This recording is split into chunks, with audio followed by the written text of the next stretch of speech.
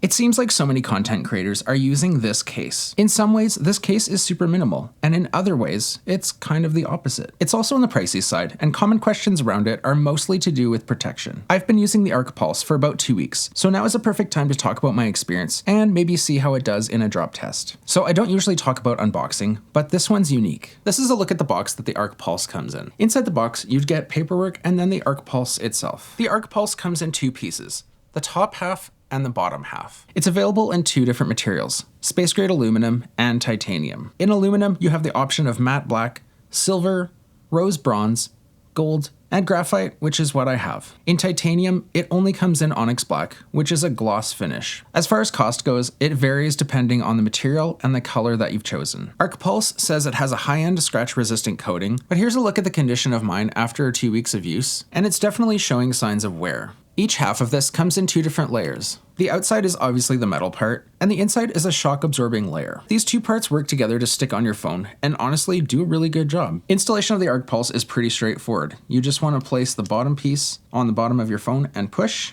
and then the top half just slides over top of this camera plateau, and then same, you want to push it just to make sure it's nice and snug. What I've noticed is that on the matte finish of the Pro phones, the bottom can show the smallest bit of movement, especially when you compare it to the grip that this had when you were using it on the titanium phones in previous years. I'm gonna see if I can get my hands on the Arc Pulse for the iPhone Air so I can see how it fits on that phone since it has a titanium body. Now, as far as looks go, this is all down to personal preference. That's the beauty of there being so many different options out there. I like what you don't, and you like what I don't. Personally, I do like the look of the Arc Pulse, especially for the 17 Pro. I definitely prefer it over the way it looked on prior phones, since this design has a bit more symmetry. But what do you think? Let me know down below in the comments. Around halfway through using this case, I posted on my social media to see what kind of questions everyone had about using this case. And basically everything was to do with protection. So as far as an update goes, on the back of my phone, I do have a little scratch here, and that's from the rivet on my jeans. For the regular drops that happen to your phone, which are on corners, flat on its side, flat on its back, or flat on its face, this case should have you covered. Now, obviously, if you're looking at drops where it hits directly on the phone body itself, then that's up to the resilience of the phone design from Apple. Though the majority of the time that you drop your phone, it is on all the parts that this case covers. Now, let's get outside and do some drop testing and see if this protects my phone or if I'm going to be visiting the Apple Store to use one of my AppleCare incidents. So the first scenario I want to test out is dropping it off from table height. Imagine you're packing your bags or you're just out for coffee with a friend and oops, you knock your phone off the table. Taking a look, I see no new damage. This looks pretty much identical, as you'll see, to how it looked in the video from before. No damage to the cameras. Everything looks totally fine. Check 1, 2. Next are 2 of the most common ways that I drop my phone. The first is trying to put it into my pocket and missing. So we're doing our phone, blah, blah, blah, blah, and then we miss our pocket. I don't know if you can see it.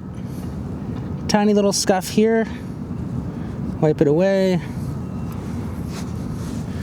A little mark up here. Hopefully it's picking up. A little mark right here is kind of the worst of it.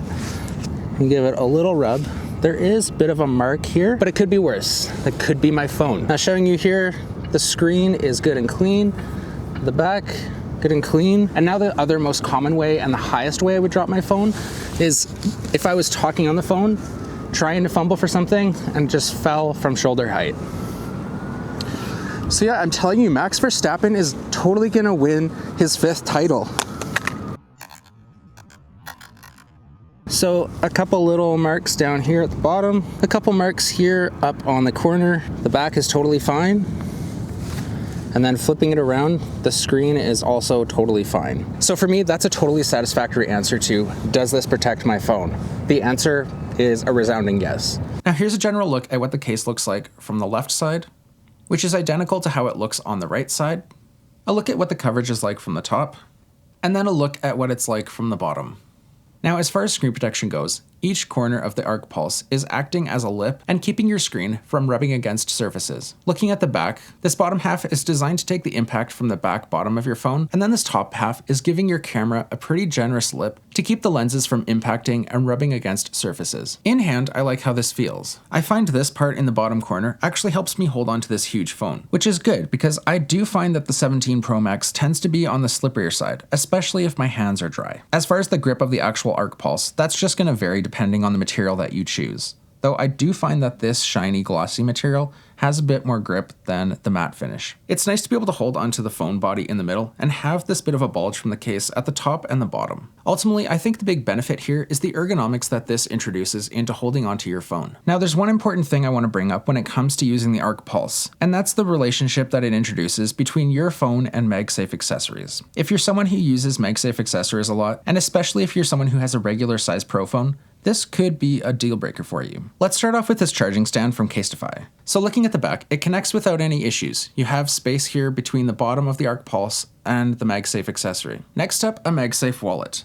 And this connects without any issues. You still have space up here along the top, and the wallet is connecting without any issues down here along the bottom. Now, testing out this power bank, we run into what I've had a bit of a hunch about. It's connected around the top, no problem, but down here at the bottom, this power bank is not able to sit flush. It is technically able to charge the phone, though with the power bank sitting slightly elevated along the bottom, it's not going to be the most efficient charge. This was kind of my main con when it came to the Arc Pulse for the 16 Pro last year. So I find as a good rule of thumb, if you use a lot of round MagSafe accessories, there's not really any issue there. It's more when it comes to using accessories that are either square or rectangle in shape, or something that's round and on the larger side, especially if you compare it to the round MagSafe puck that Apple sells. If you'd like to pick up the Arc Pulse, I'll leave a link down below in the description, and if I can get my hands on a discount code, I'll include that as well. I think if you like the look of the Arc Pulse, and you're someone who doesn't drop their phone daily, then this is a really good option for you. If you're interested in seeing other cases I think would be a good option for you, then you could check out this video right here.